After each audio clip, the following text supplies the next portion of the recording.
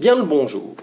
Alors aujourd'hui, je vais vous parler d'un sujet qui me tient un peu à cœur et sur lequel on me pose pas mal de questions en salon et en dédicace. C'est comment devient-on écrivain? Eh bien, la réponse elle est simple, à votre manière. Oui, vous l'avez compris, c'est simple, selon vos règles du jeu et vos cartes. Je vais vous expliquer. Récemment, à Yggdrasil, à Lyon, là en février, j'ai eu l'honneur de mettre un peu de baume au cœur à une jeune autrice qui manquait un peu de confiance en elle et qui n'était tombée que sur des auteurs très hautains et imbus d'eux-mêmes, qui lui certifiaient qu'elle allait pas dans le bon sens, qu'il fallait faire comme ci, comme ça, enfin, bref.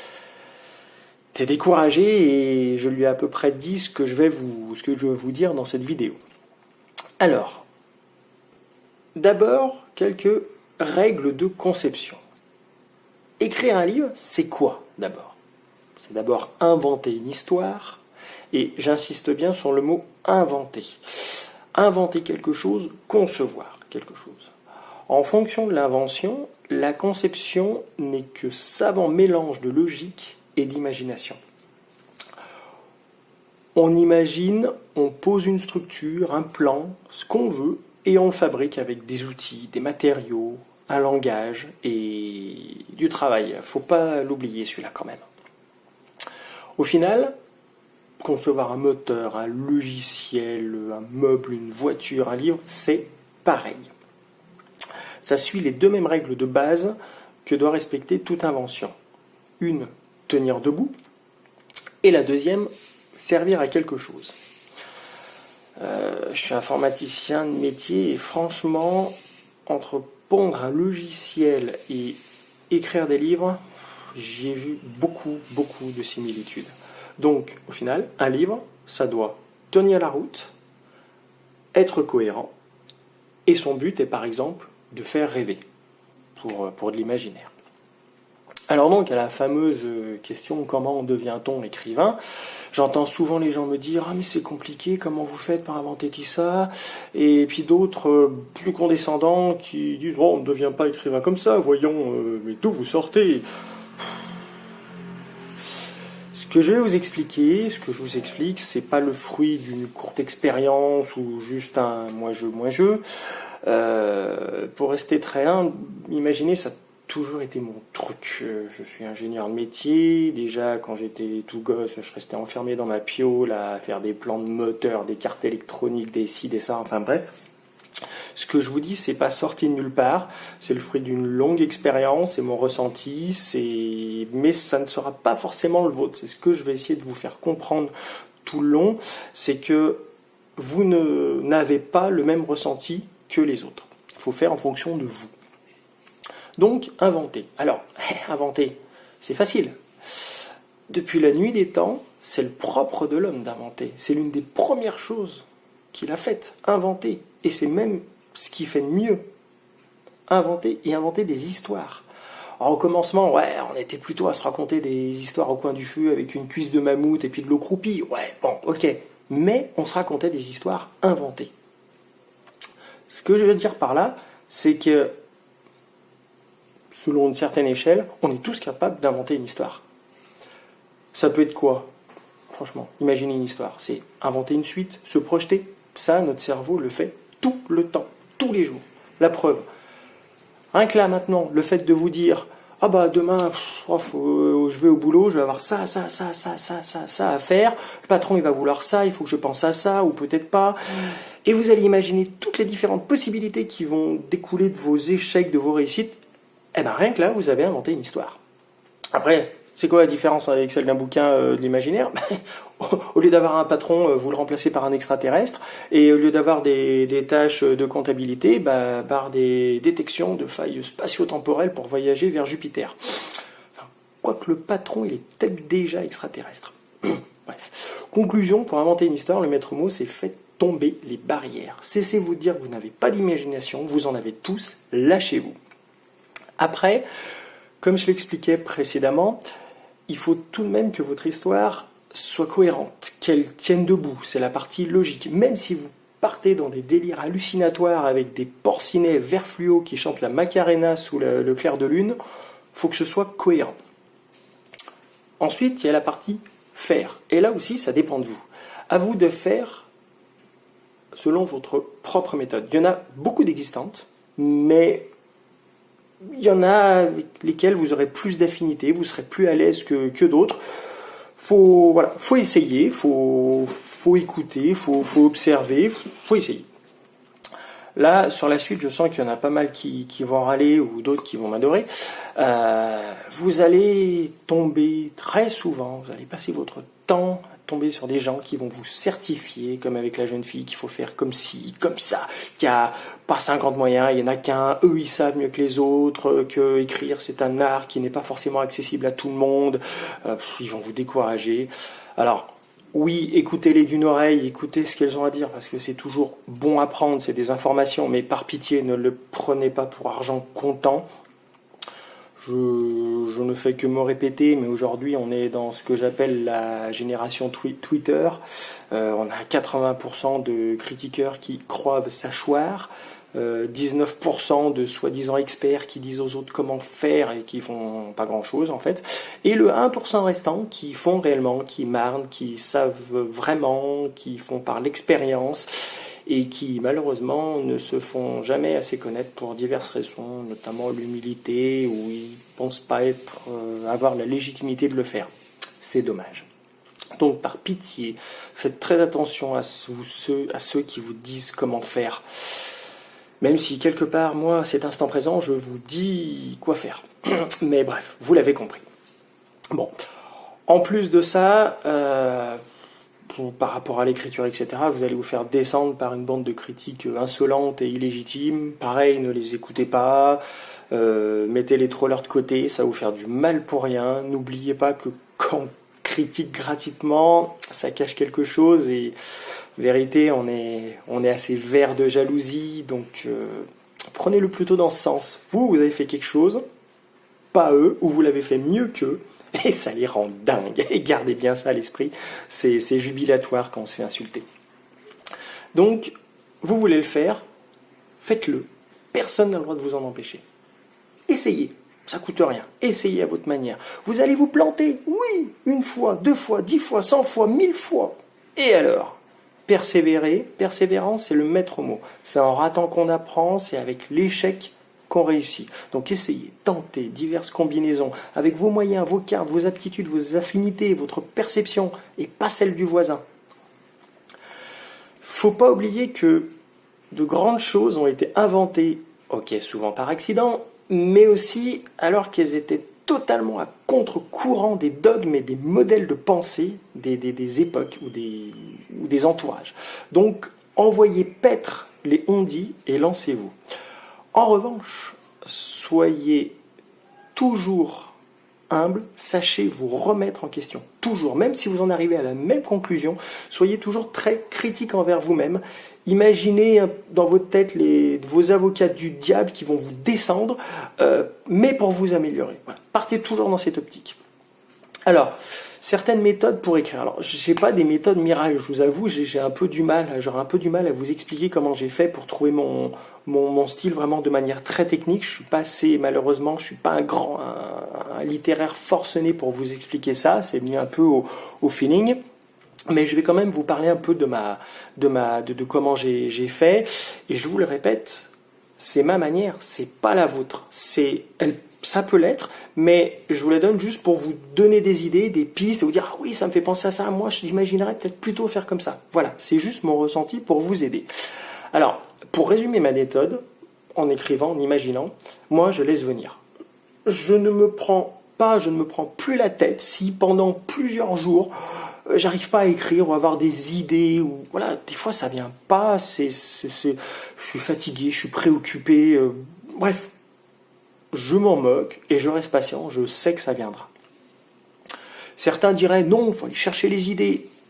Pas pour moi. Moi, si je me force à avoir des idées, elles sont jamais vraiment bonnes et je reviens dessus. Mais chacun son truc. Peut-être qu'il y en a en se forçant, en se mettant la pression, ils y arrivent. Pourquoi pas ? Mais moi, je pense, voilà, on peut pas être à fond tous les jours. Moi, me fais déjà des journées de 15 heures avec la maison d'édition, la gestion, la compta, la com, les salons, etc., l'écriture. Donc non, voilà, moi sur l'écriture, je ne me prends pas la tête et du coup ça marche comme ça. Vous verrez si vous avez l'occasion de me lire un jour que j'ai pas mal d'imagination et que je fonctionne comme ça, c'est mon truc. Alors des fois pendant 10 jours je n'arrive à rien et des fois pendant 4-5 jours c'est la folie, j'en ai tellement en tête, j'ai même plus le temps de le poser. Après il y a quand même des manières de stimuler son imagination. Pour ma part, pour la stimuler, j'ai 2 trucs qui sont assez génériques et que beaucoup de personnes font, des fois sans s'en rendre compte. Socrate l'avait compris, faites les péripatéticiens. Marchez. La marche favorise la réflexion. C'est physique, voilà. Et la deuxième, la musique. Moi qui suis musicien, j'y suis assez sensible, donc si j'écoute un morceau de métal, du folk, du symphonique ou quoi que ce soit, alors pour peu que je le fasse en marchant, là, j'ai vraiment intérêt à avoir de quoi noter. Sous la douche aussi, ça marche pas mal, parce qu'on est tranquille, on est détendu, etc. Ça marche pas mal. Mais on n'a pas de quoi noter. Ou alors ça mouille. Il y a aussi un autre principe physique aussi qui s'appelle la chronobiologie. Alors, c'est le cycle naturel du corps. Je ne vais pas prétendre être un expert là-dedans, loin de là. J'ai juste appris ce que c'était il y a quelques temps et ça m'a aidé à comprendre mon cycle et à mieux travailler justement sans me prendre la tête et sans me poser des questions, des fois à dire pourquoi j'y arrive pas. C'est normal. Voilà, j'ai fini par comprendre. Donc, de manière très globale, moi je vais vous expliquer comment je fonctionne ou je pense fonctionner. Ça semble se caler à peu près sur l'ensemble des personnes, mais vous n'êtes pas obligé de fonctionner pareil. Donc ça peut juste vous donner des idées et vous faire comprendre, vous, comment vous tournez. Alors, personnellement, moi le matin, je pète le feu. Je suis en pleine forme. Là, je fais les tâches qui nécessitent vraiment de réfléchir vite. Quand j'ai ma compta à faire, je la fais le matin, parce que ça calcule vite, on réfléchit pas, tac, tac, tac, tac, ça va très très vite, ça passe très bien. Et ensuite, après le repas... Pour peu qu'on ait bien mangé, on est plus posé, on est justement plus à même de poser les choses, écrire tranquillement, en prenant le temps. La mémoire fonctionne mieux, on retient mieux, et du coup, l'analyse s'en trouve meilleure, je trouve. C'est bien pour la conception. Ça avance posément, etc. Et vers 18h, on a un autre coup de speed.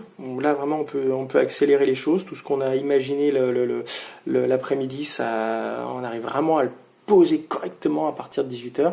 Et par contre, à 21h, alors moi, c'est même pas la peine. J'ai mon coup de barre de 21h, le coup de mélatonine. C'est même pas la peine d'essayer. Je pose le crayon, je vais boire un coup, je stoppe pendant une demi-heure, 1 heure. C'est comme ça. Et ensuite, le soir, le cerveau, qu'est-ce qu'il doit faire? Il doit s'endormir. Et qui dit sommeil, dit rêve. Arrivé 23h, si vous êtes éveillé, c'est l'effervescence des idées. C'est pour peu que vous fassiez les 100 pas dans le salon jusqu'à 2h du matin. Vous imaginez même pas tout ce que j'ai inventé comme ça, comme histoire. Donc prenez de quoi noter et marquez-le. Et laissez-vous aller, marchez, imaginez que de la musique, c'est de 23h à 2h du mat, c'est là. C'est parfait. Par contre, c'est impossible d'écrire. Moi, j'essaye même pas. On n'arrive pas à structurer les choses, on est quand même fatigué, on n'arrive pas à les poser, donc je les note et je le fais le lendemain. Et puis, il y a le coup de se lever à 4-5 heures du matin. Alors là, si ça arrive pas souvent, mais on est entre le moment où on dort, donc un peu dans le moment de rêve, et en début de matinée, donc on peut être en forme. Et c'est vraiment là où, personnellement, je fais les meilleures choses. À 4-5 heures du matin jusqu'à 8 heures, où je peux abattre une quantité d'écriture impressionnante que j'arriverai pas à faire en plusieurs jours, des fois. Alors, oui, je vous avais pas dit, mais le sommeil, fini, terminé, vous ne dormez plus quand vous écrivez, c'est fini, hein. On fait des journées de 42 heures, 42, notez-le, la grande solution. Non, je blague quand même. Faut se reposer, faut jamais se forcer à écrire dans la fatigue, jamais, parce que vous allez faire quelque chose, ça va être mauvais et vous allez être obligé de le reprendre le lendemain, donc oubliez, notez les idées et reposez-vous. Comme dirait l'autre, d'ailleurs je l'applique pas souvent, on me le dit souvent, hein, mais un esprit performant est un esprit reposé. Donc j'irai dormir après cette vidéo, hein, n'est-ce pas? Alors, votre style. C'est là où je vais avoir un peu du mal à vous expliquer tout ça, mais pour vous donner quelques pistes, comme je vous le disais avant, c'est selon votre jeu. pas celui du voisin. C'est votre histoire, vos rêves, vos envies.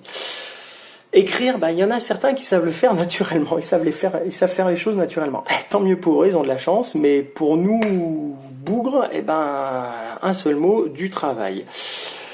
Et il va falloir travailler, voilà, si vous n'avez pas votre style, il va falloir le trouver en fonction de ce que vous aimez, mais il va falloir travailler. Donc votre style, ça peut être, je sais pas, direct, poétique, soutenu, de la narration à la première, à la troisième personne, il y en a plein.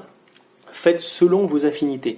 Un petit truc pour commencer, je m'en suis rendu compte sur le tome 2, c'est beaucoup plus facile à écrire en genre épistolaire, à savoir comme des lettres ou des comptes rendus, des journaux, à la première personne, très proche du langage parlé. On débite énormément de mots assez facilement, beaucoup plus qu'à la troisième personne qui a un style beaucoup moins naturel. Donc autant dire que j'en ai bavé au début pour prendre mon style poétique, vieillot, féodal. Mais faut pas vous inquiéter, vos premiers écrits ils ne seront jamais bons, enfin pas forcément très bons.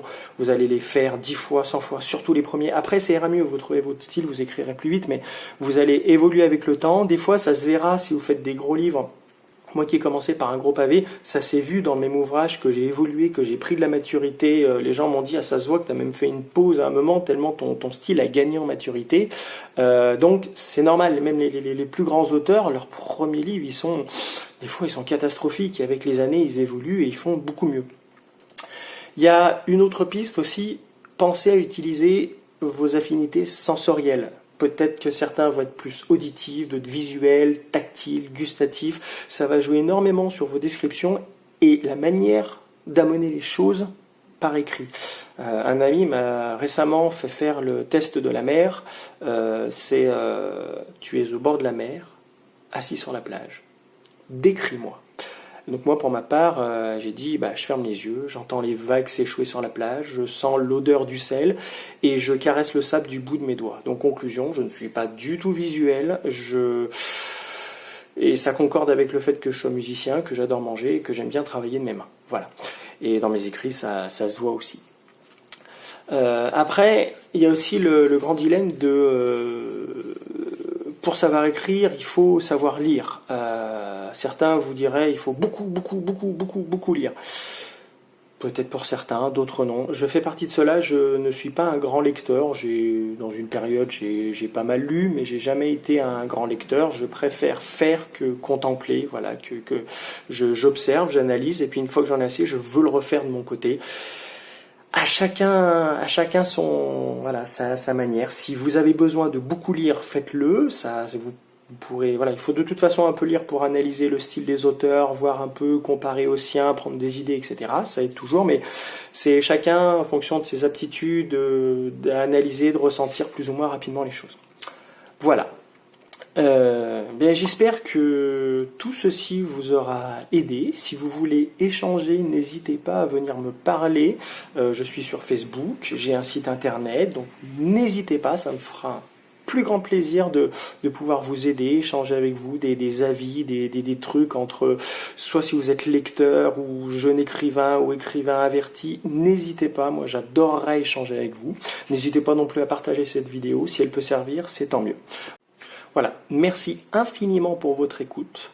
Je me répète encore une fois, mais sachez que nous, auteurs, nous ne serions à rien sans vous, lecteurs. Donc je vous dis merci et à très bientôt.